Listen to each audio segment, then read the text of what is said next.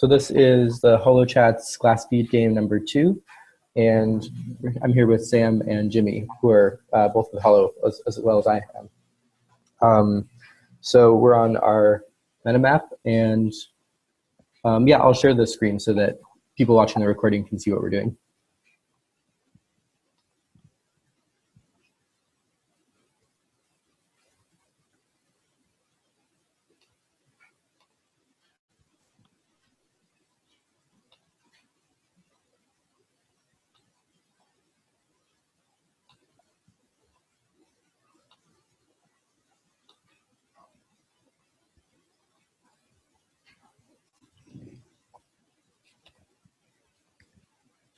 Cool, and here's our map from last week, where we talked about alternate reality games, and the theme of the week was dApps, decentralized applications. So we put out some different app ideas, and then we started to kind of see some connections between these ideas, which led us into the discussion on alternate reality games.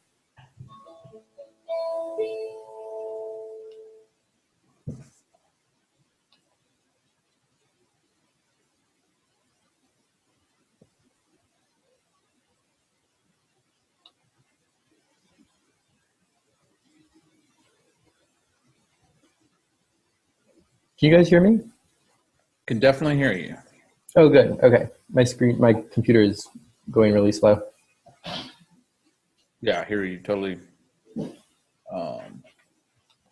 So am I supposed to do something particular? You were mentioning. Yeah. Add a node for yourself. So make a node with the person icon and make it your name for the content. Okay.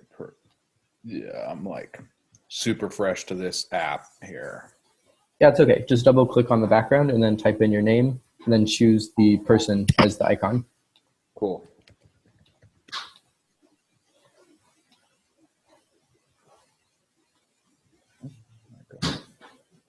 There we go.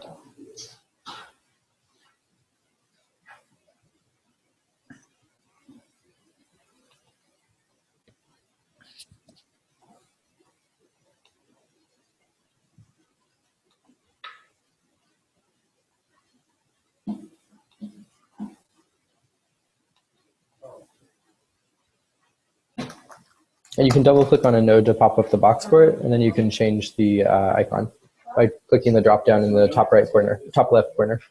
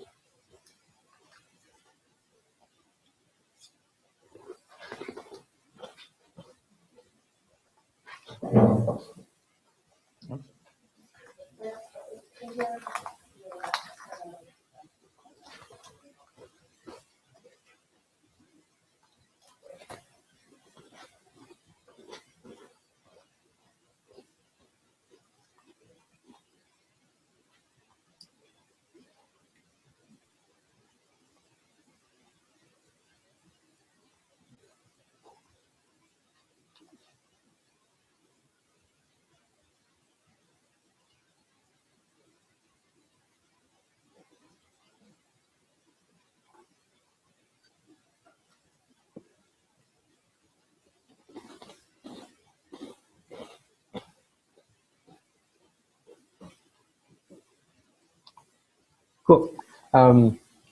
So who wants to go first? Maybe someone besides me, since I'm coming in with more existing topics, and I want to hear what you guys want to talk about. The theme for Holochats last week was decentralized applications, and next week is identity. We can talk about either of those, or you can bring up whatever topics you want.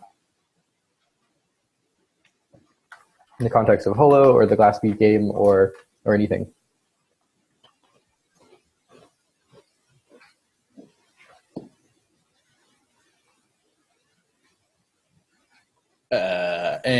And we were posting it on this MetaMap? Yeah, so each time you take a turn, you'll play one bead and then bring it to our attention. So what we've been doing is having our current play be in the middle and then like move it outside when it's as it gets pushed out by other beads. I just put 3 beads down, just kind of, and not as a turn yet, because I'm not talking about them yet. Got it. Mm-hmm. And then, yeah, bring just a topic that's in relation to either identity or decentralized or anything else. Yep. Yeah, it's really open-ended. And yeah, and just make a bead for it, and then it's like an object that we can move around and talk about, and you can save it if you want in your own MetaMap for a future game, so you can build up a personal deck of your most interesting cards, or cards that you copy from others.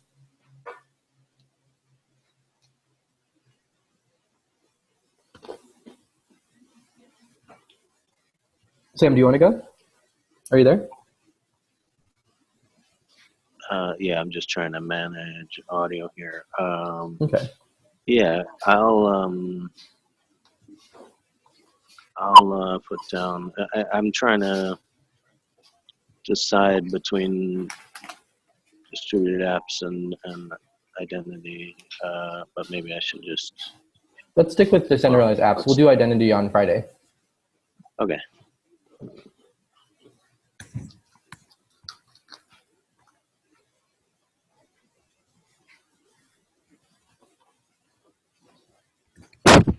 I'm also finding it incredibly slow. I sort of missed that should have been on a desktop or a larger screen interface, but so I'll just do the best I can here. I see. Yeah, and if you want me to add something for you, I can do that too. I can do your MetaMaps moves for you. Yeah, maybe that's the smartest way to do it.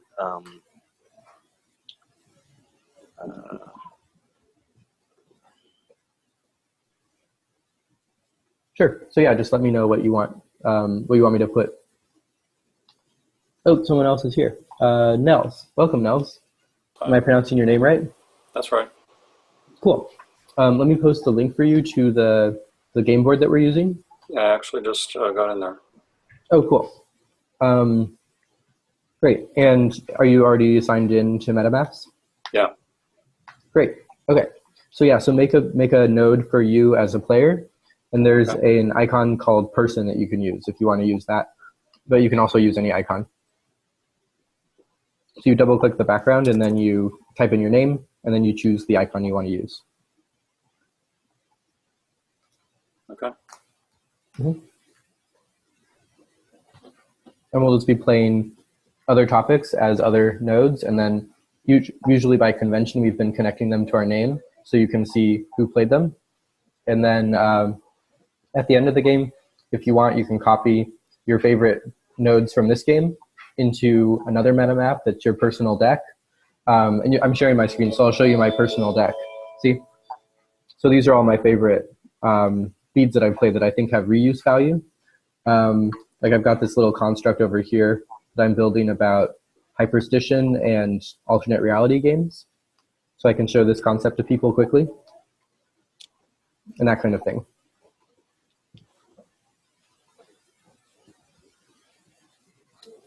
Cool. Sam, do you want me to play a bead for you? Or do you want to have Jimmy go first?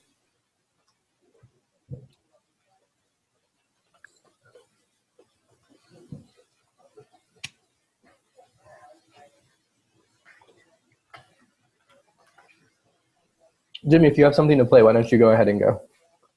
So yeah, and this is in relation to decentralized apps. That's Jimmy talking, right? Yeah. Sorry. Yeah, I'm still learning your voice. Yes, it can be in relation to decentralized apps or any topic. It's kind of deterritorialized. Okay. Yeah. I mean, But the as theme is that. as an app user, I'll share just a random curiosity. Cool.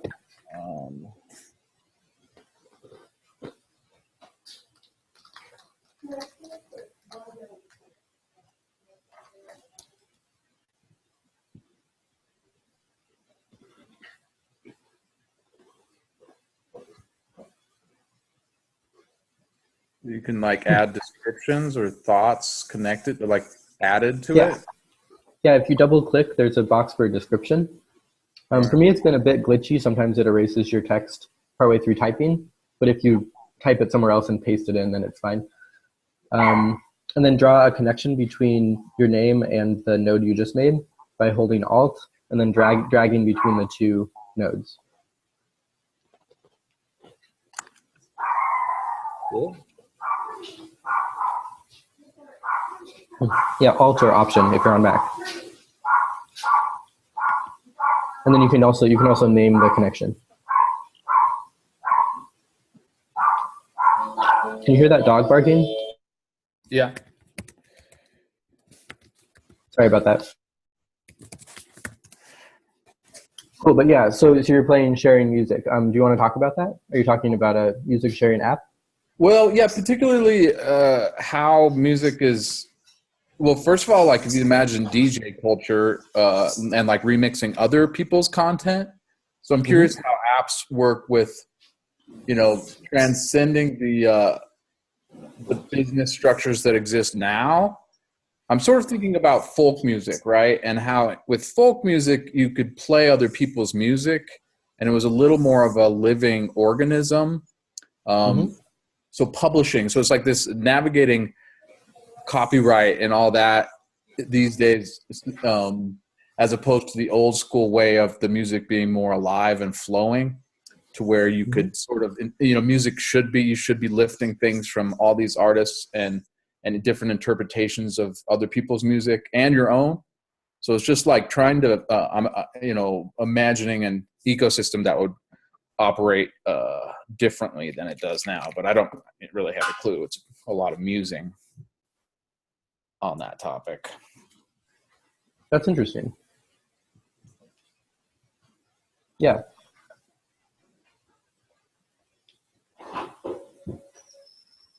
Yeah, I definitely want a good music app, and I don't like copyright.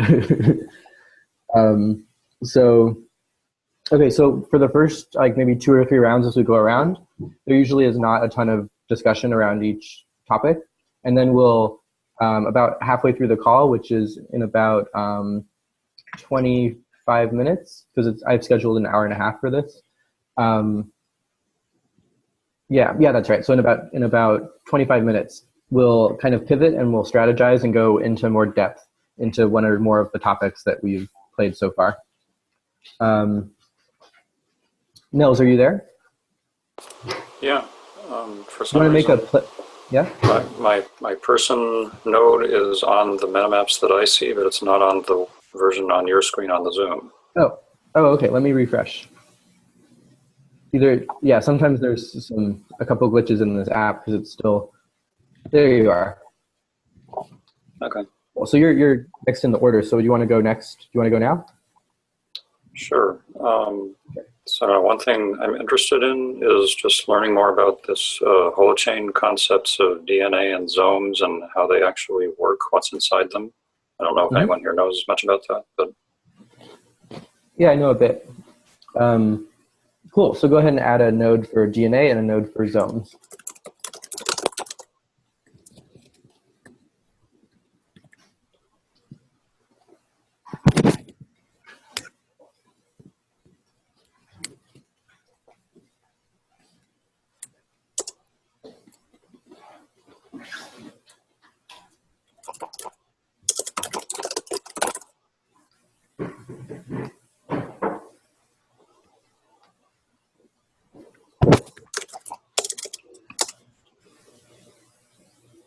Cool. And yeah, and I can just answer those questions for you, or I can give you links, or a little bit later in the game, if we want to discuss it all together, we can go into that topic together. Okay. Cool. So for my turn, I'll play Grammar of All Possible App Ideas, a structured language where you can describe. It's really just saying, the Uber of blank, or the the Wikipedia of blank. Or you could say Uber without Uber the corporation, and that would, or you could say make a holochain app of Uber, which would basically mean Uber without Uber the corporation. so I'm making a language for describing all the different kinds of app ideas, but these would be the types of ideas that are describable with existing concepts. So when you get to the edge and you come up with a genuinely original new app idea, that would be something that would be hard to express in this language without extending the language. This is just a project I've been working on. Do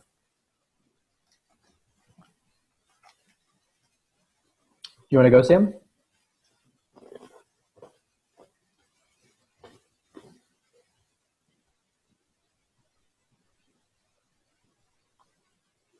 Are you there? Sam? Oh, you're muted. Sorry.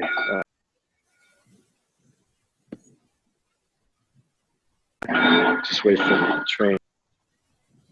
Oh, okay. Okay. So no, it's gonna stop ringing in a second. I missed a little piece as I jumped off the train, but my physical transport idea is a distributed app for augmenting decision making around transporting, moving in general, and that's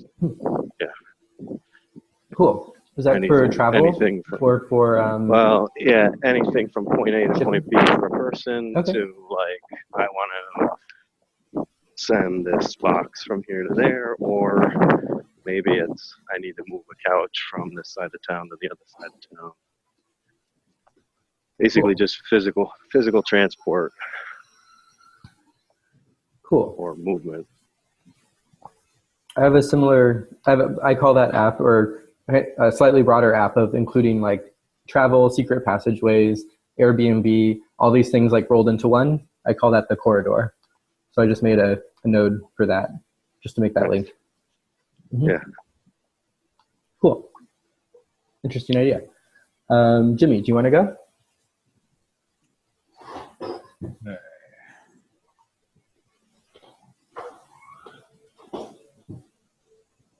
Just keep building off of one here. Oops.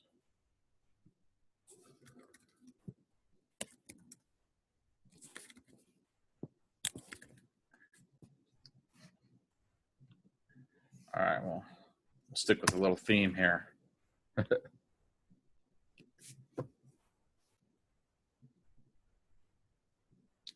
Oh, okay, so.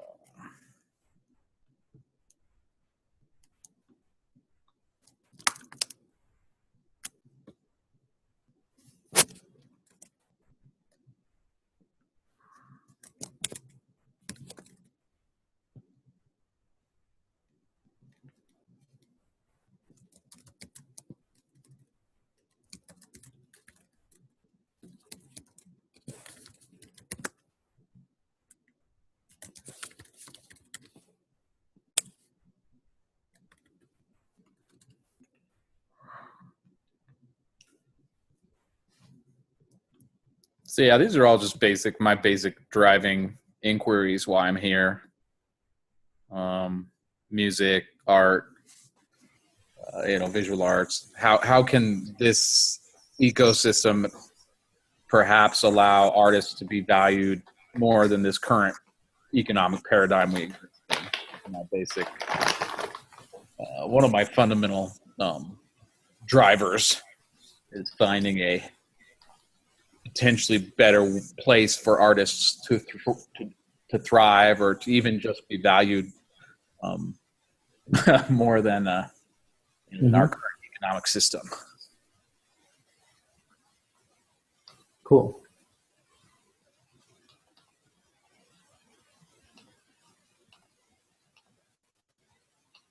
Great. Yeah, I think we might end up going into that topic. Or I'm going to play off of that on my turn anyway. Nels, do you want to go?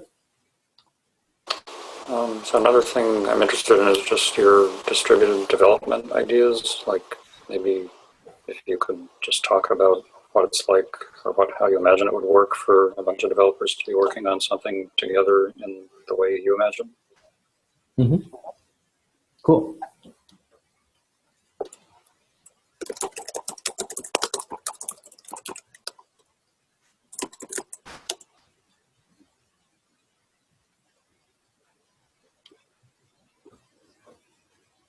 Yeah. Hmm.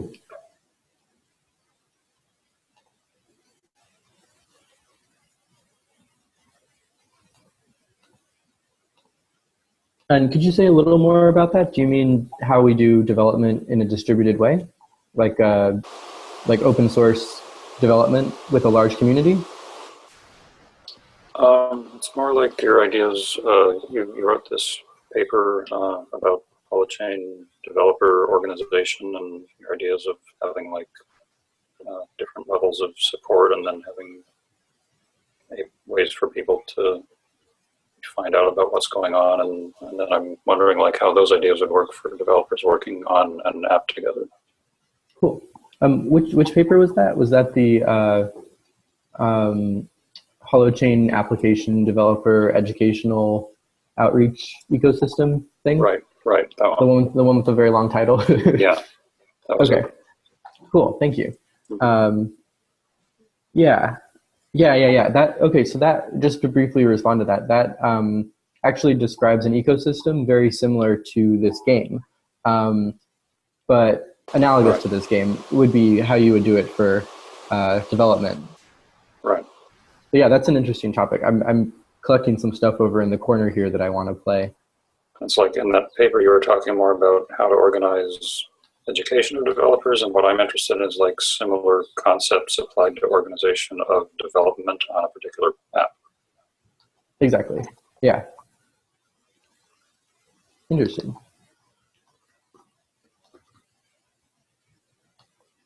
Cool. So on my turn, I'm going to play. I'm just going to play like three beads, kind of as one concept.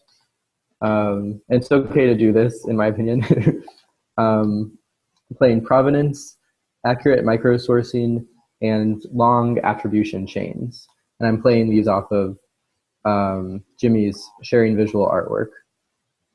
So this is my idea of how we can do this, is kind of the overarching perspective of provenance. And then if we can incentivize accurate microsourcing, then other people can add the source information to other people's artwork. So if someone just pastes, a picture of a photo of a painting, someone else can add the attribution data, and they can be rewarded for adding that attribution data. And more than that, the artist will receive reward for people that see that artwork that's accurately attributed. Yeah. So that can go later and then feed back to the artist later. Right. Yeah. And that's long chain attributes. Long attribution chains. Where I mean, the idea there is like the longer the chain of attribution, the more valuable it is. So you actually want, people at the fringes of the network.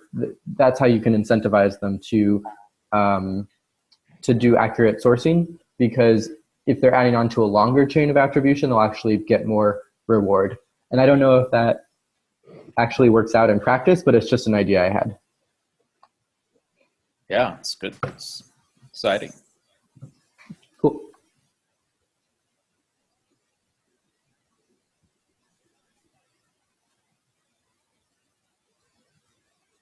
Here, I'll just put those over near your play, so they're not way out of the way.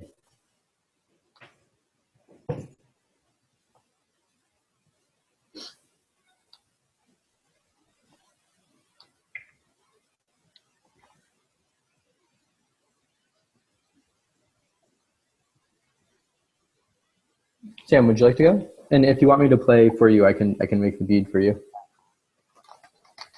Yeah, I'm actually almost back to a computing situation here, but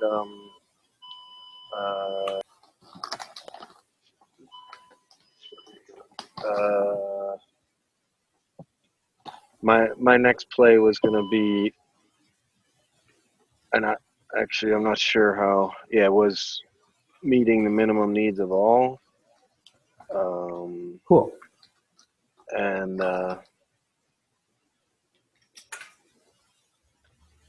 yeah, you want me to? Do you want me to make that for you? That?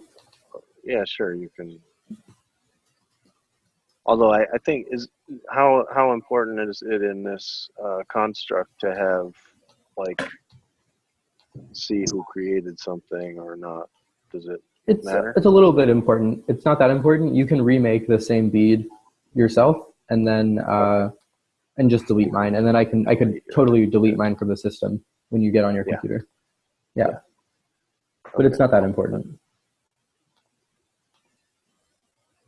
And and you can change the icon too.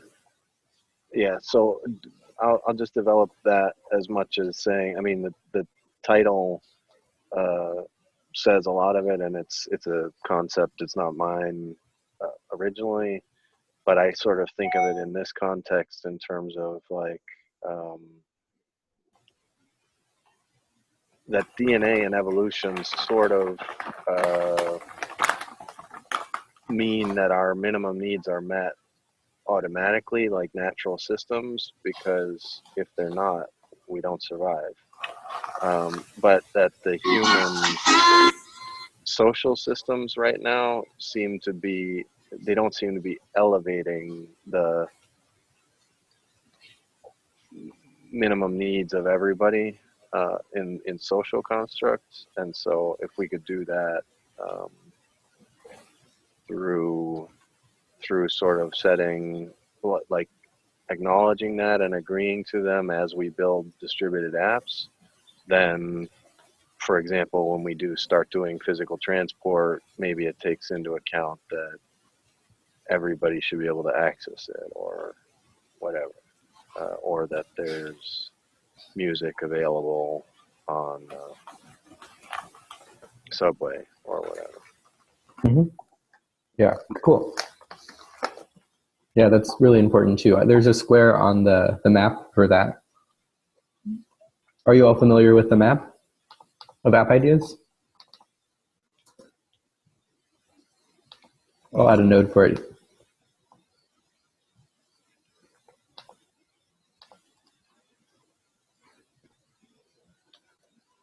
If you're not, I just added a node for the map. And if you double click on it, there's a link inside. Cool, thank you, Sam. Jimmy, do you want to go? Sure.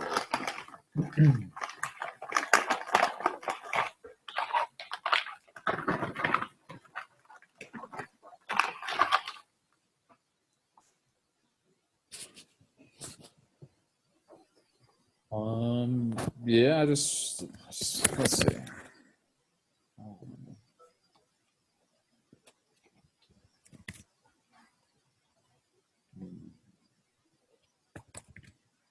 Not really sure how to articulate this, so it'll be a bit vague. And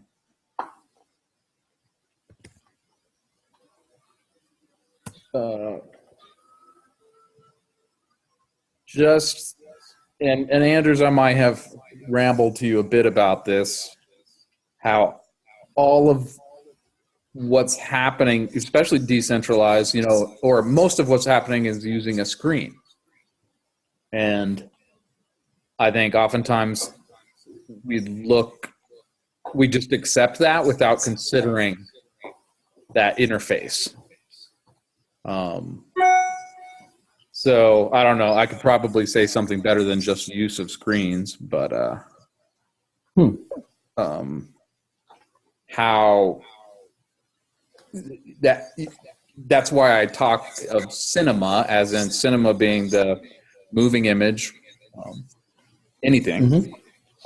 And then especially when you add sound, I don't think we're often thinking cinematically, but we're always using our screens, and we're actually participating as gamers of sorts in some sort of interactive experience. And so anyways, that's my big thing I meditate on a lot. Mm-hmm. It's like, which part exactly? How we are users of screens overly, or is it like the difference in metaphor and usage between different types of usage of the screen? Let's see. I mean, I meditate on the participatory experience that we have with the screen. I see. and various degrees of participation. And ideally, how do you know, my spiel is how can you increase, in a sense, levels of participation, you know, for particular things. And that's why I mentioned cinematic is because that's sort of how we engage with the screens and participate with screens is my training comes from the cinematic perspective. Cool.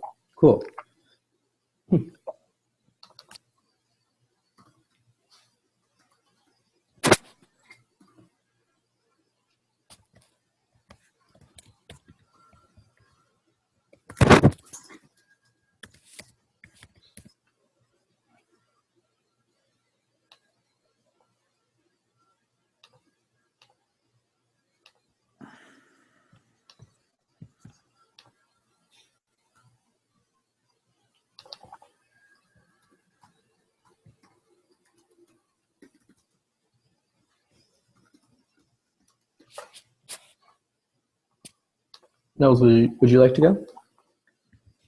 I guess I'll pass. Okay. Oh yeah, and we're almost at the halfway mark too. So another rule is when everyone passes, then we also move on to the next part of the game. I have a bunch of things to say. First, and let me just do a couple little things very quickly.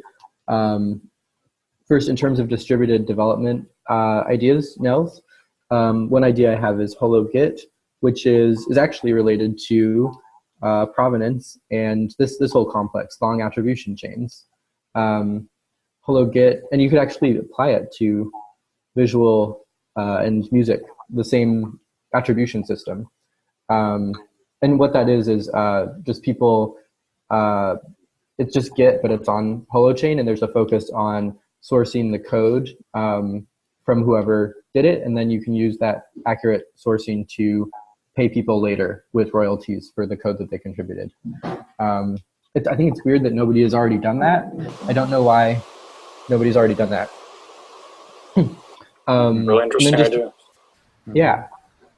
And I don't think it's my idea. I think it's something I heard from Art or Eric back in March.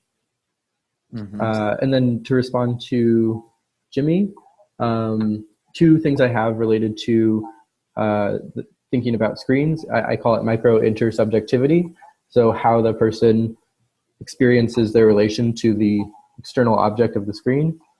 And then I'll find this reference. I have this paper, and it's about screen as window, but we're looking through it at an object, and it's like a subject-object relation, versus screen as mirror. So we're looking at the screen, but we're looking at ourselves. Right.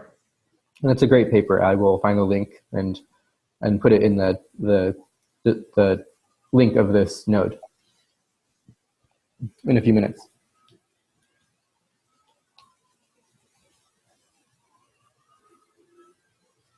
So let me this over here. Cool, Sam, would you like to go? And maybe after this last round, we'll switch to the next part of the game.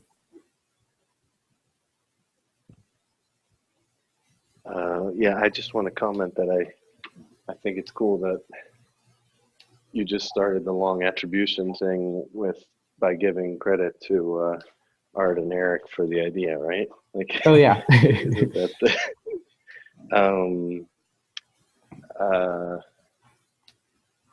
I haven't yet been keeping up on the screen, so I think I'm gonna pass. Thanks. Okay, Jimmy.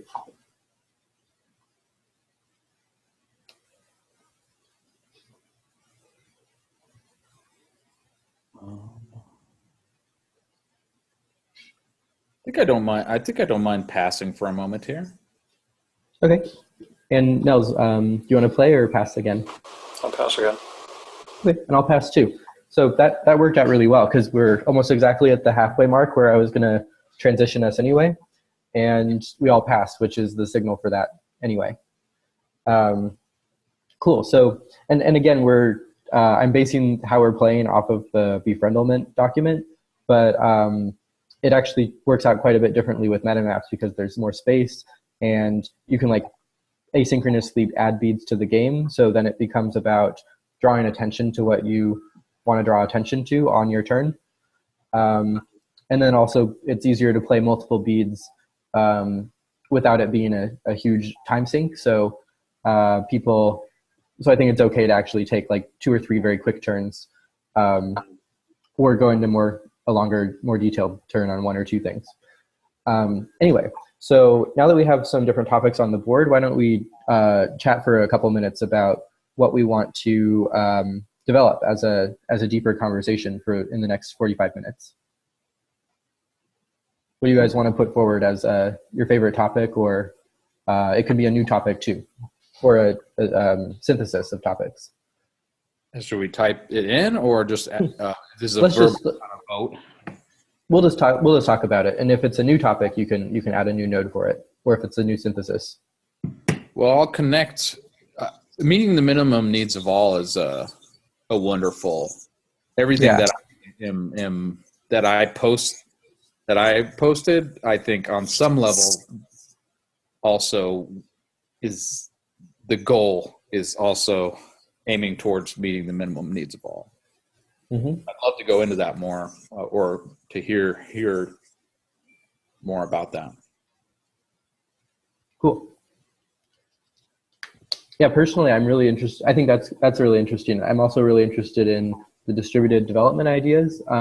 Not because he mentioned my paper, but because it's very complex, and I don't completely know what Nels is thinking yet. So I think that's a can of worms that I want to open up and see what we can pull out there.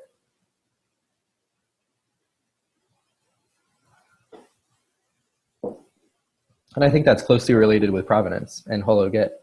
So there's been an interesting coalescence of topics here.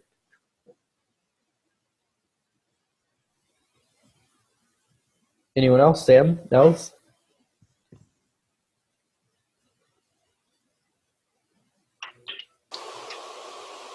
I don't know if we could tie in the holochain DNA and zones thing in discussion of HoloGit, like imagining what sort of internals an app like that would have. Yeah, we could get into maybe a bit of the design. I can also just take a couple minutes now to explain the DNA and the zones before we go on, if you want, because they're pretty straightforward concepts. Yeah, that'd be great. Okay, yeah, I'll do that in just a second after we wrap up this chat. Sam? Yeah, are there any specific structures to the next part of the game because that might influence what I... Not particularly. It's pretty much the same, but there might be a bit more fluidity. Anyone can kind of jump in if they have something to add. So the turn structure is a little bit less rigid, but that's the main difference.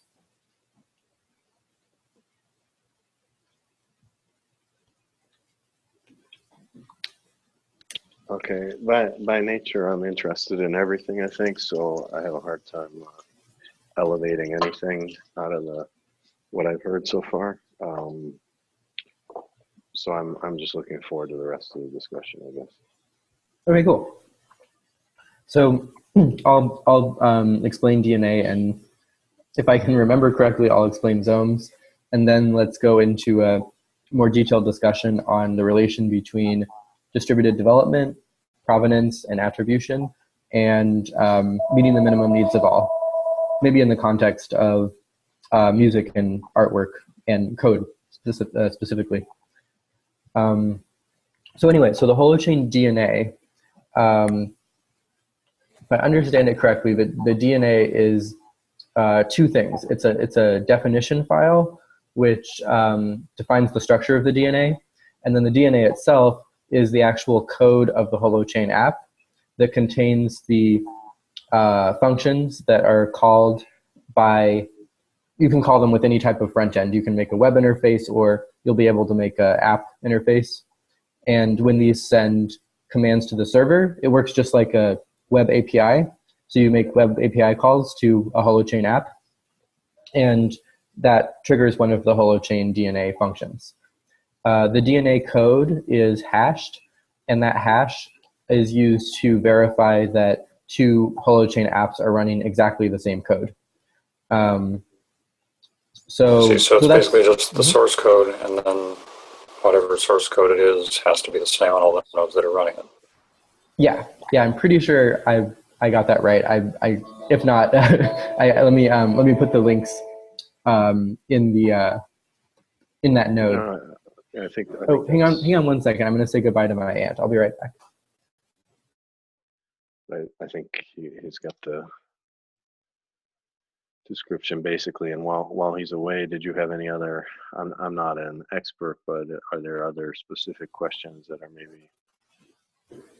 It sounded like yeah.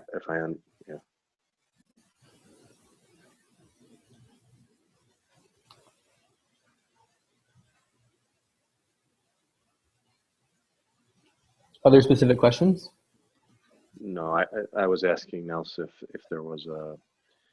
there were specific questions about the development environment. It sounded like he was coming in with those. Mm-hmm. I wasn't sure how much they fit in the game, but we can, or I'm sure they fit in the game. I was just wondering if I could use the time, but you didn't take long enough to say goodbye to your aunt. Well, it was okay. She's going for the plane. Just walking out the door, so just quick goodbye. Okay. Yeah, I think that was enough on the DNA for now. Okay. And if I can edit your node, yeah, I'm putting a link in to both of them to the developer page that has the writing on that. So let's look at that just to make sure I didn't misinform you. Yeah, DNA file, which defines the structure plus the application code. Oh yeah, so the DNA file more refers to the JSON structure information about the code itself. Yeah, so here's the definition of DNA. And then zones are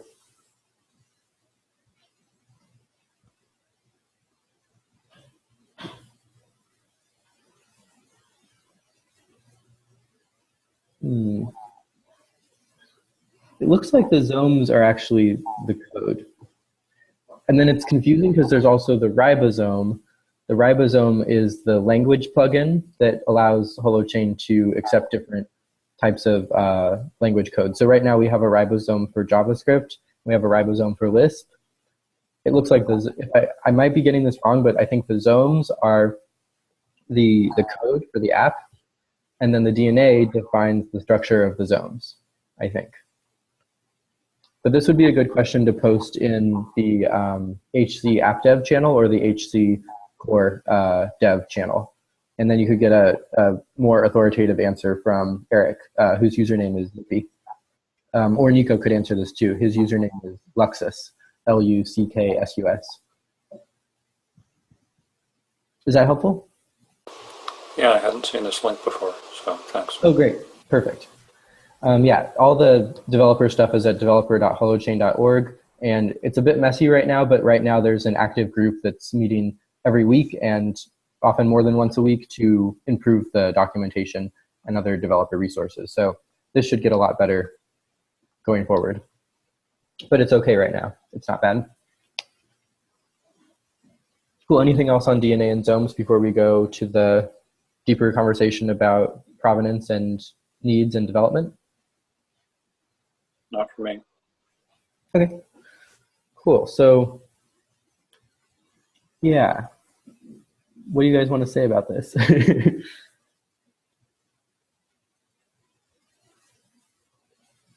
Maybe Nels, do you want to? Can you give me like an overview again of, or maybe make a new node with some kind of detail or aspect about what your question is or what your interest is in the distributed development ideas? I don't know. It's a very vague concept. I feel like the general kind of cybernetic insights that are part of the Holochain idea itself could be applied to software development as well as software architecture. Mm-hmm. Just thinking about how that could actually work, and could that like lead to a software development process that could more naturally lead to better, more useful software systems. Cool. Yeah. I'm adding a few nodes to respond to that.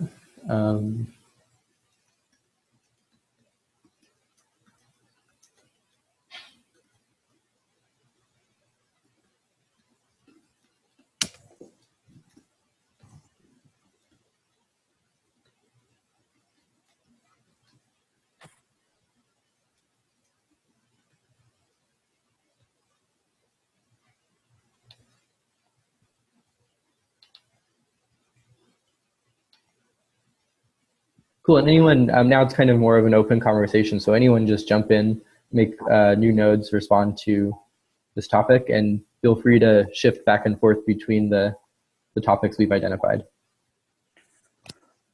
I'm just curious in the interrelation of the distributed development ideas and meeting the needs of all. That's yeah, super, it seems like, yeah, they work together. Mm-hmm. Cool. Yeah, and there was a node on our last game that I think I pulled into my personal deck. Oh yeah, distributed software dev organization.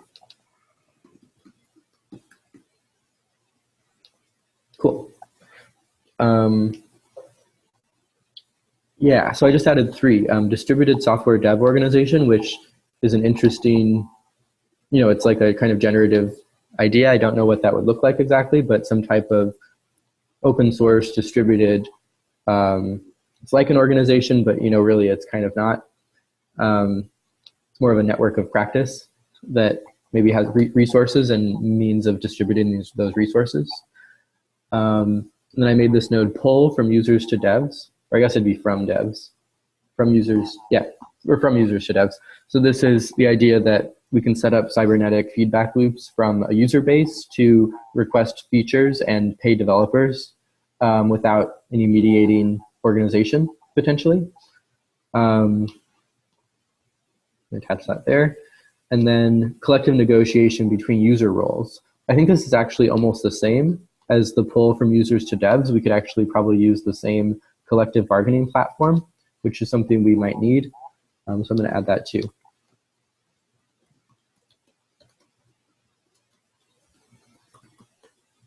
As like an app. It could be kind of like some type of collective negotiation app. And that would allow, like Uber passengers to collectively negotiate with Uber drivers, and then those two groups together as users to request and negotiate with the devs who are making their app. So we might be able to set up some really powerful feedback loops there.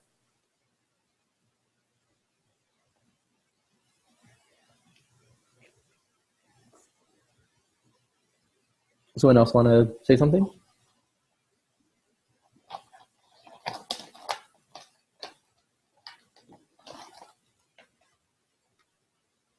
So a collective bargaining platform and collective negotiation.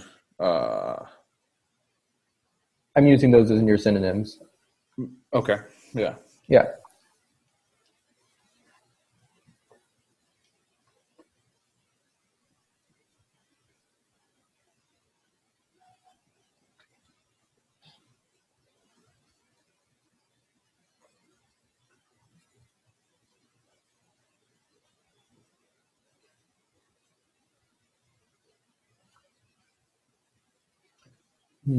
Let's look at the map really quick.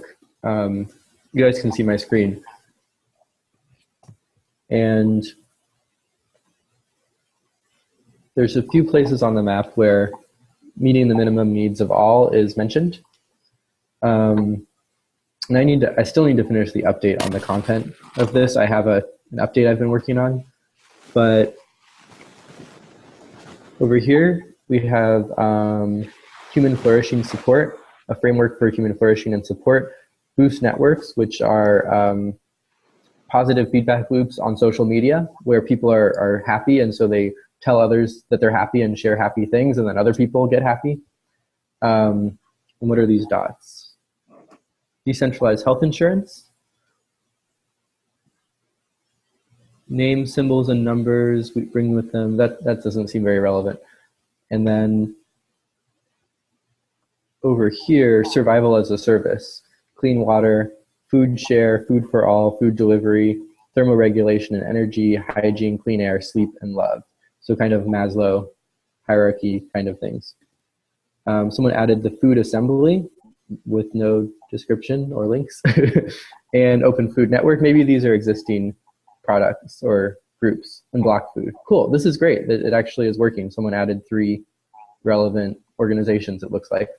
So yeah, just some examples. And here's the new version I'm working on where I've reorganized the content. And so I've phrased it slightly differently. They've got, hang on. Yeah, no, survival as a service is the same, and then human flourishing support. Oh, that's also the same. So I didn't reword those 2 very much in the update. Actually, can I sidetrack you and ask about the map itself? Sure. Yeah, what do you want to know? It just seems kind of opaque to me. Like there's a lot of stuff in there that I don't know why it is the way it is. Like it's got the big squares that are colored and the small squares, and then it's got arrows pointing to the upper right. So that kind of suggests there's some meaning to like what's left versus right and what's up versus down, and what do the arrows mean, and why are the colors as they are, and why is the layout as it is, all that kind of thing. Those are all good and totally fair questions. So if you go to my website, yes, there is. On my website, and you can see the URL here, it's andersahmet.com/oeuvre.php. The Holochain Hackathons for Optimum Community Growth, this paper here, was a paper that I wrote with Daisy back when we started the Glasgow pod, and this document is about just kind of an overview of thinking through what people need to go through a hackathon experience and an onboarding experience. And then the rest of the document is basically a design document for the map, a spec. I talk about human circuit design. There's a chicken for some reason. There's some quotes at the beginning of each section from different fiction. They have maps that are like this. But anyway, so this is kind of one paper. Right now I'm working on another document that'll be finished in the next week or 2 that is a user's guide to the map, and it will answer all those questions. Make it much easier, but I can answer them right now. So the reason that doesn't make more sense is that most of this content is just created by me, one person. That the map really starts to become useful and make more sense when multiple people contribute their language and their ideas, and the language becomes a lot more accessible over time. I want to actually move away from these boring squares with text towards something more like this up here.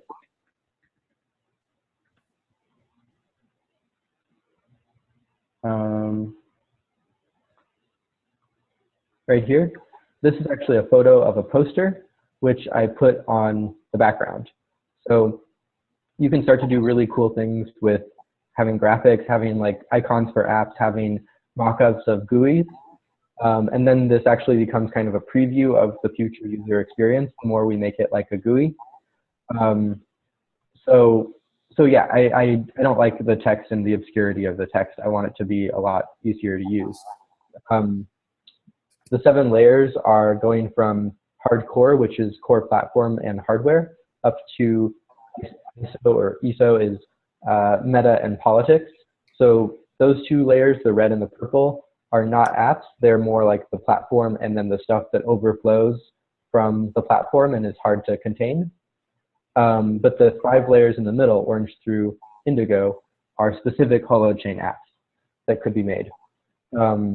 The tiny dots are ideas that you can add on top of the map, which will be integrated into the background layer at the next round of integration. This is a workaround for the fact that this is a centralized tool where the background is separate from the front, and someone has to update the background image right now. But I want to remake this as a Holochain app that functions like a wiki. So anyone will be able to edit the background and then like merge into larger and larger maps. These diagonal lines are really cool actually because they emerged. I didn't foresee these happening. And they're kind of seeing these, like, it's more visible on the redesign. There are these multiple waves of development where first we have to build the core platform, and then we can build like a cloud storage and cloud computer, and then we can build fair economic things on top of that, cloud storage and cloud computing. And then later we can build like weird games and kind of a whole platform of stuff on top of that. So those are just emerging trends that I saw that kind of organize the map. And then So is the idea that left to right is progressing time? I'm thinking overall, I call this a tool for collective critical path analysis. So technically it's more priority. I want to actually I want to make it time though. I want to sit down with the core devs and add a timeline and actually add in the red mostly specific release dates for specific features. But I haven't been able to get that time scheduled with a dev yet to clarity on the release time for core features. So I would like to ground it in time, yes. And then the vertical dimension is like abstraction from concrete to more abstract. And there's hardware core platform, orange is infrastructural apps, yellow is service economy apps, green is social media apps, blue is large institutional apps like Microsoft Office, Google Office, iTunes, and that kind of thing. Indigo is governance and design apps, so like things which are designing the network itself. And then, like I said, purple is politics and meta, the stuff that can't really be contained in an app because it's so messy and interpersonal. And some of these are apps still, though. Cool. Do you have any more questions about the map? No, thanks. Right now? Okay. Yeah, so that was just a quick tour.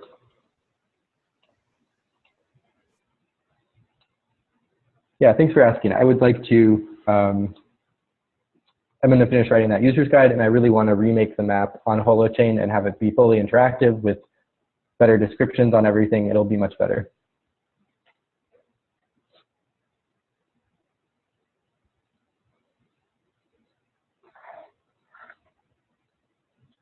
Cool. So yeah, so like in terms connecting the map to a distributed software dev organization or distributed development, I actually think we could use the map to sequence bounties.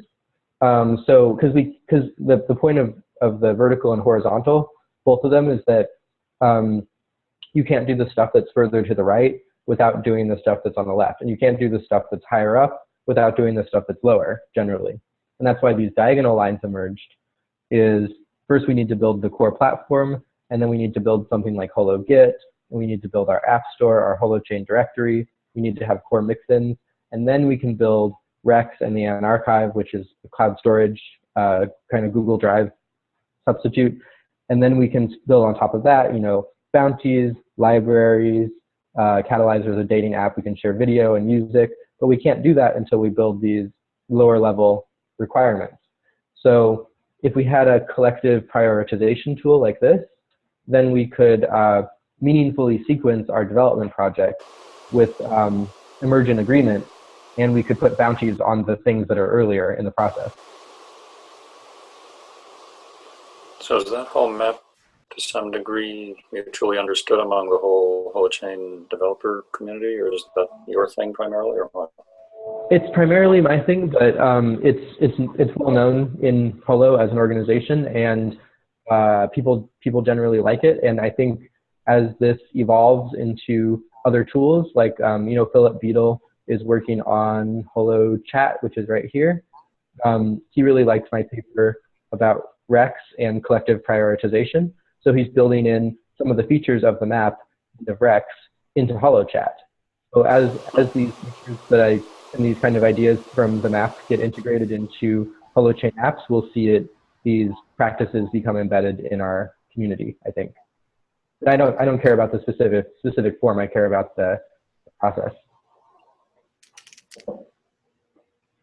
Yeah, it's helpful to see as a user to see how I can at least observe the steps to get to that point on the far right, where there's weird games.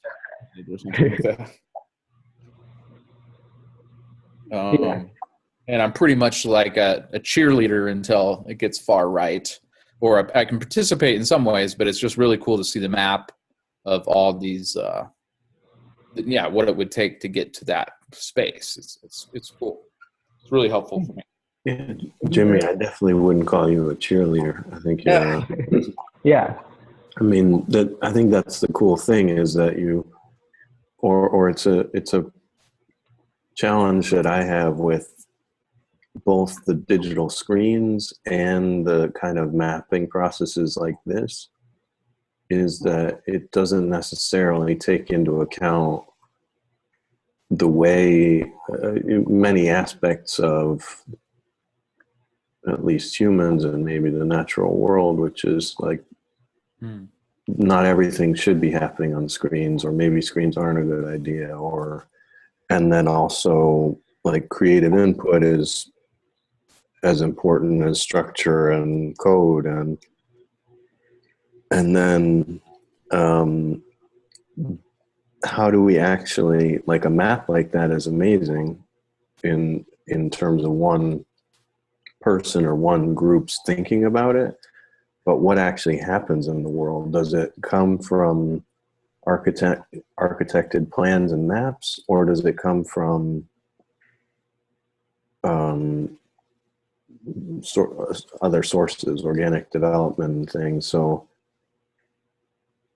I think for me, that's sort of a question of like, is the world something that comes from a divine, like creation, or is the world an evolution of, and no, that's not a judgment. I mean, I think that lots of people would quickly gravitate towards one or the other. Those are questions for me, like how do we fit this story or this game we're playing into that spectrum? Mm-hmm. Yeah. I think, for me, like the bulk of the work of, if all of these things got built, the bulk of it would be done by a relatively small number of really hardworking people who did interventions at critical moments. And so for me, the purpose of a tool like this is to build visibility, holopticism, and collective enthusiasm and collective alignment on the vision. And then when people can see that their project is part of a larger project or is very similar to a related project, they can stop building expending redundant labor and instead pool their effort on the shared project. So for me, this is about taking all the scattered labor and concentrating it into the most critical interventions. So see what I mean? Like the real work happens from hardworking people off the screen, kind of, or programming, but we can maybe create tools that create feedback loops that can organize and concentrate that. That's my perspective, I guess.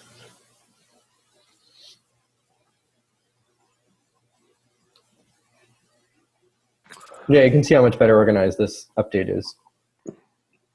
Not finished. I would just say that one of the things with whether you call it meeting the minimum needs of all or a general understanding that I have of the sort of inequity of some people's contributions to society are undervalued in the current implementation of capitalism, or whatever you want to call it. And so like 15, 20 years ago, when Eric and I started talking about this stuff, for us, it was very clear, and I think many people who are involved in the project are very clear, that creating more ways to communicate about people's value and contribution to different situations is a huge thing. And I guess my question is, how do we take that from, like, I really like the long what's it called? Long attribution chain idea, or like Hologet, in terms of actually measuring people's contribution or somehow attributing their contribution to whatever, because I think that gets lost all too often in the structures that we have, or in the monetary system that we're using. So I guess, does anybody have specific ideas about how that might look? You said linking like less visible kinds of value into the chains of creation? Well, let's take, I mean, Hologet is called Hologet. I don't know what your thinking is there, but if it goes beyond, let's say it goes beyond just source code, and it says that, Jimmy's video to promote this application is part of that and should get attributed to the success of a project. How could we actually do that as soon as possible? Yeah.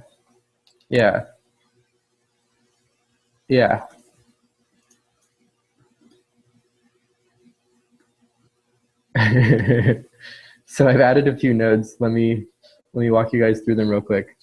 This is a really complex and fundamental, like, political science problem. So non-capitalist valuation is the first node down here.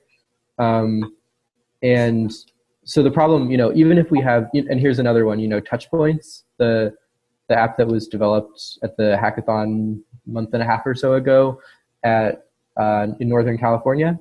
And that's an app for like universal value tracking, where you can, I think they're using the meta currency framework, which includes 10 different categories of value, different kinds of human value, productive value, less visible forms of value are in that list. And so Touchpoints is going to be this, I think it's going to be this app that ties together a lot of different apps in the Holochain ecosystem and allows you to convert different types of microcurrencies and reputations and make them more fungible by linking them together in maybe some way. I don't know exactly how, but suppose we finish that app and it works really well, and it's possible to attribute value that people have created in many different contexts. That still might not solve the problem, because it's still ultimately a capitalist form of valuation. And some people really don't contribute anything. Some people really don't help other people. Some people don't have the educational resources or the background or the capital. They don't have the ownership of the resources they need to actualize helping others and creating value for others. So some people really don't contribute value, but those people still deserve food. Those people still deserve basics. So in addition to new ways of, and this is basically a capitalist approach of like bringing accounting and of the bottom line into more contexts of our life. Like, that's a really double-edged sword. In addition to that, we also need to have ways of valuing people just for being people, non-capitalist valuation. And one concept I really like is universal basic equity as opposed to universal basic income. And this is a concept from Economic Space Agency. Let me see if they're in here. EXA. Okay, well, I'll add them. Economic Space Agency, or EXA, and they're a group. And so universal basic equity is this idea that you'll own like a share of stock in society, basically, and you won't be able to sell your final share because that would mean you're a slave. Right now, we don't have shares in our government. We don't get a dividend if our government makes money. But if you had universal basic equity, your universal basic income would be your dividend on your share in society. And you wouldn't be able to sell your last share because it would be, maybe it'd be equivalent with your body, universal body equity. That's interesting. So if you have multiple bodies, or if you have like something that's somehow equivalent to a body in this way of thinking, that's how you would claim more of the shares of the dividend.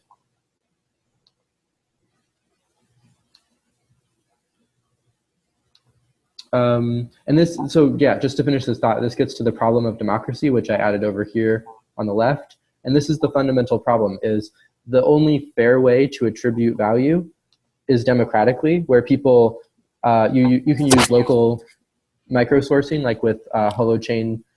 Kind of the overall philosophy and affordance of Holochain is this thing where we locally source and attribute value.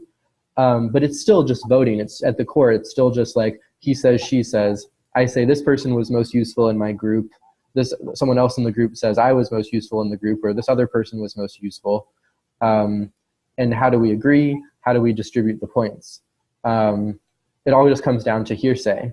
So this is a really fundamental problem of who says who contributed what value, and then who decides and who distributes the resources according to which metric based on that valuation. Needs as well as contributions.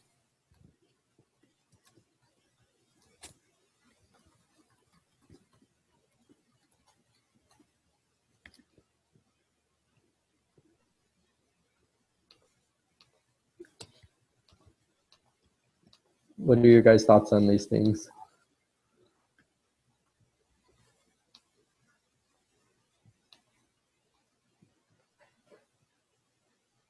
Well, I disagree about,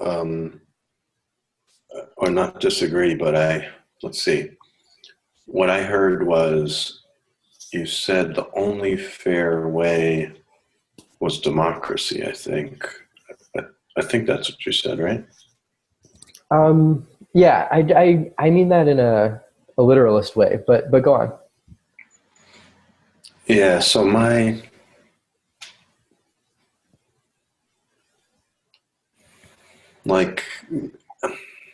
I guess it depends on how you frame the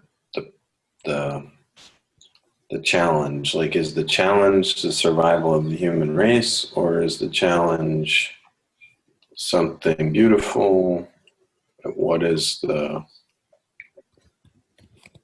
objective? And maybe that stuff is all that we can think of in that space on the far right of the map, like all of the games that we can play out to that side.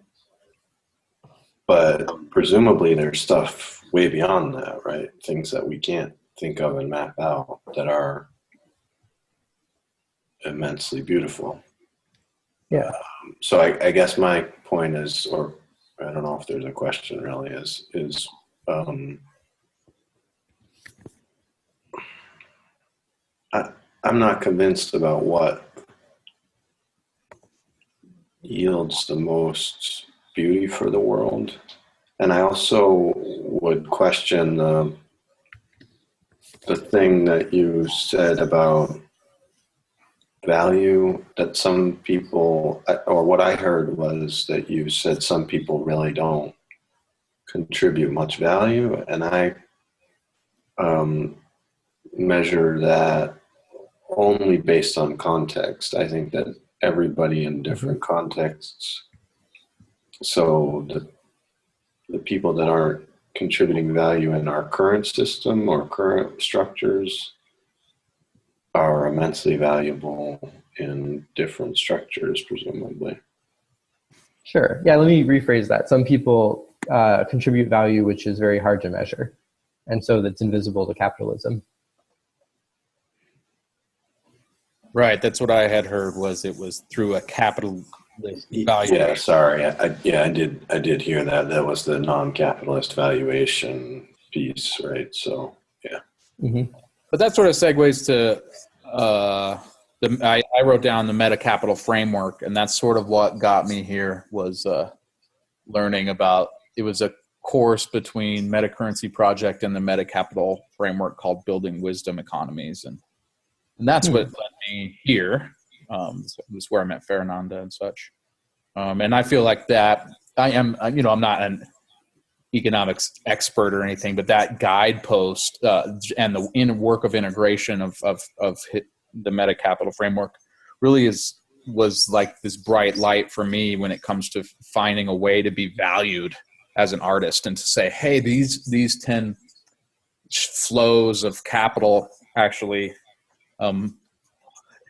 can include the individual on like a first and second and third person basis, and a lot of these very difficult to measure or immeasurable things can be seen in a way, but also sensed through that framework. So that's sort of why I put that down there. Was Cool.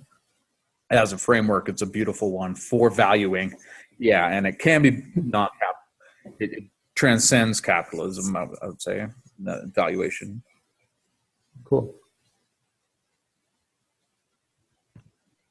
But yeah, to revisit what you said, Sam, about what I was saying about the problem of democracy, but I don't mean that I think the only fair way to do things is democratic, because I think that way that word is usually used is really problematic, and I'm not a fan of voting as a system.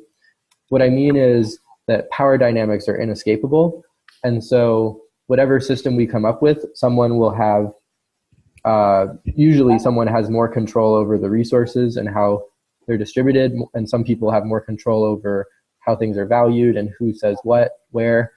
And so I don't know if there's a better way than building like a decentralized touch points like metacapital based valuation system where it is hearsay about who's doing what. Because if you try to do any other system besides that, then you end up privileging some perspectives and some voices over others in terms of what they're saying other people did and how much it was worth. And to me, that's the problem. That is the problem of democracy in a really fundamental way.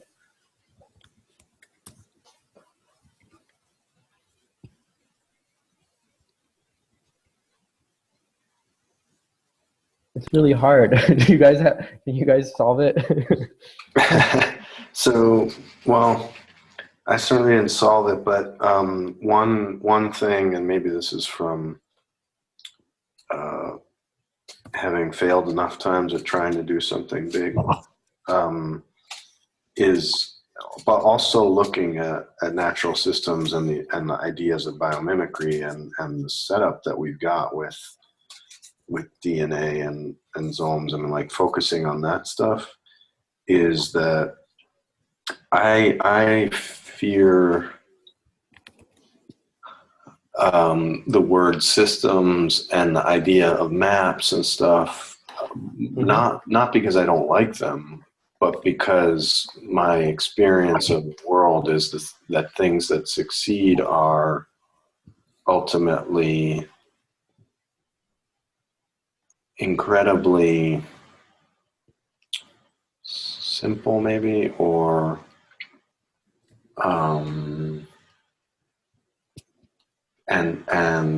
and then they're amassed together. So maybe they form systems, but the little components that build up the systems is what's, or what, not components. That's I wonder if you guys understand what I mean.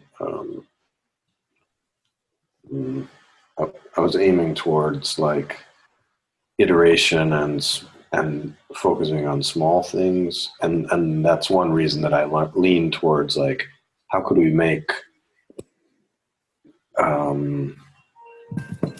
long attribution chains and Hologit work immediately to start.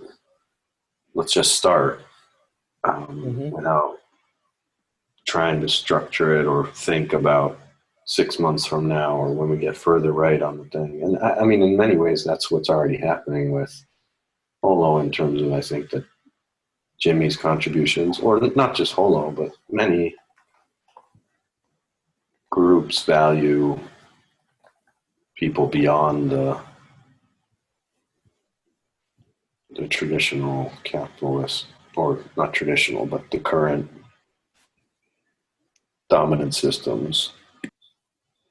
Yeah. Interesting.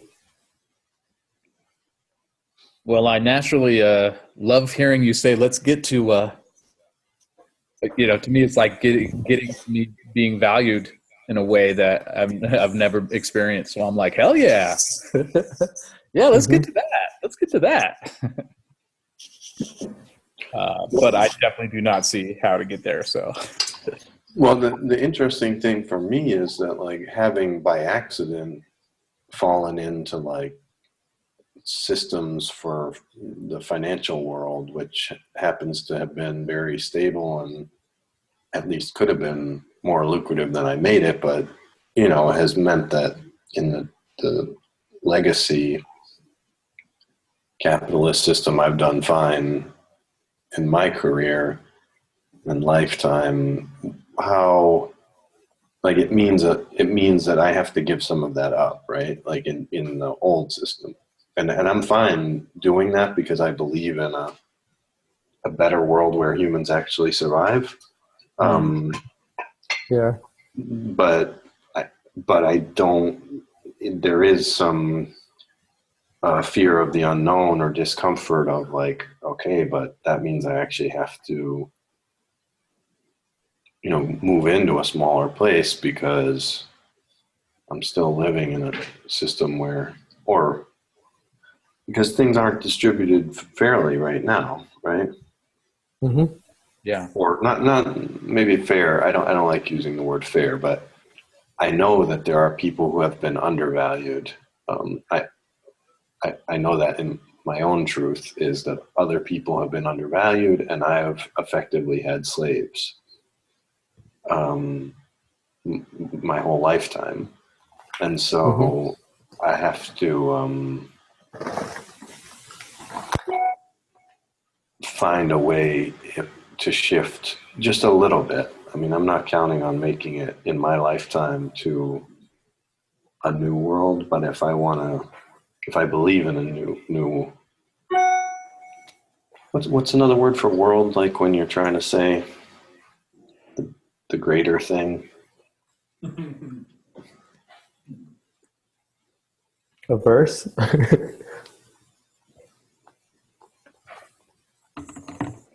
Yeah, maybe. Nels, I don't know what your a background, paradigm? but how do you see this whole thing? Is this anything like what you were expecting by joining this call?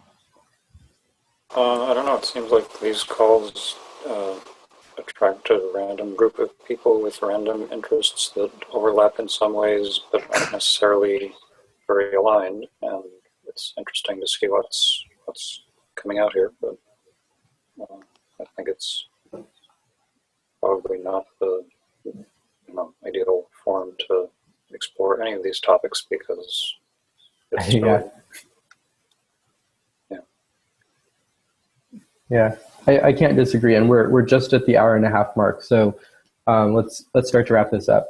But yeah, I agree. This MetaMaps is a really cool tool, but I want to actually build systems specifically for playing the glass bead game, and those systems will start out hyperlocal. So if there are people coming in who have disjunct perspectives, which I think we actually mostly agree here, and maybe there was just some differences in language, but I can't say that. I can't speak for others. But I wrote the Rex plus Holochat paper, and that describes some of the ideas I have of how to build the glass bead game into a chat program. But yeah, this game has been really interesting because, and they usually do start out, and I think it's totally fine that people are just kind of starting out by throwing out random ideas that might not be that related. And the interesting part of this game is how there emerges between them some type of fabric that ties them together. As we saw this fabric between distributed development and meeting our needs, the needs of all, and then like accurate sourcing, accurate valuation, and more comprehensive valuation. Really interesting emergence of themes there. So at the end of the game, what you can do if you want is make a personal deck. So make a new meta map by clicking the create new map icon, and you can name it whatever you want, and then copy out your favorite beads. They can be yours or they can be ones that others created. So like I don't think I have Hologit in my collection, so I'm going to type Hologit, and there it pops up in search. So I can actually add exactly the same bead to my personal deck, and I can save that.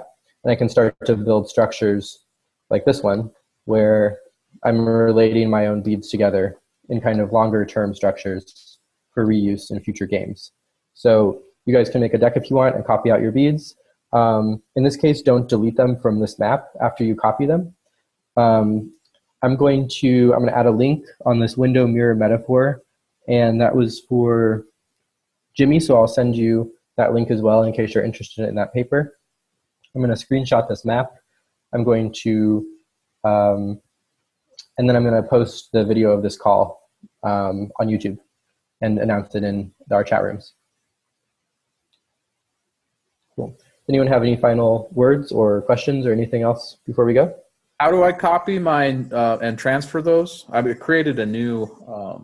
Oh yeah, I just demoed it. I'll demo it again. So if I want to copy collective negotiation between user roles, which I think I do, you double click on the background and you start typing, and there's a search box. Okay. There it is, collective negotiation. Can you see that on my screen? I see. Yeah. Yeah. I have not. So you can.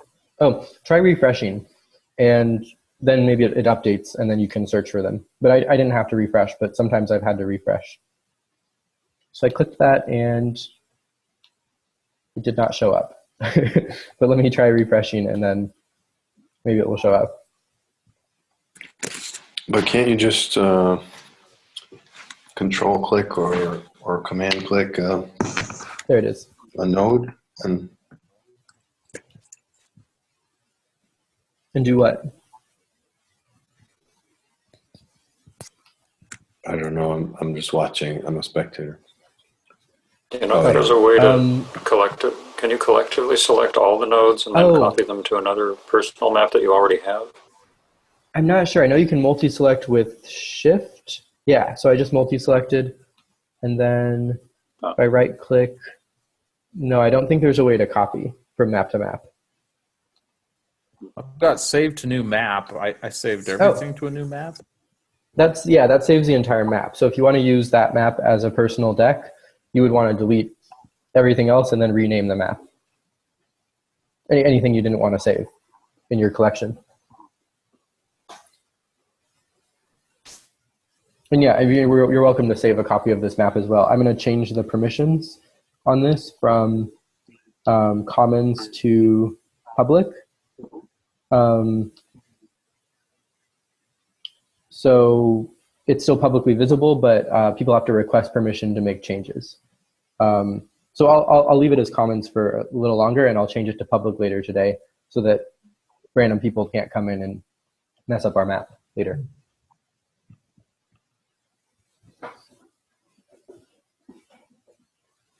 Cool. Anything else before we go? Well, I just say thank you for hosting. It's been an interesting experience, and appreciate the. Yeah. Thank you. Yeah. Thanks, Anders. Yeah, thanks. Yeah. Thank you. Yeah, thank you guys so much for coming. This was a really interesting conversation. We got into some really deep, fundamental, theoretical issues about all the work that we're doing. Yeah, thank you for coming. Okay. Bye, everyone. Bye. Thanks. Bye-bye. Thanks. Bye.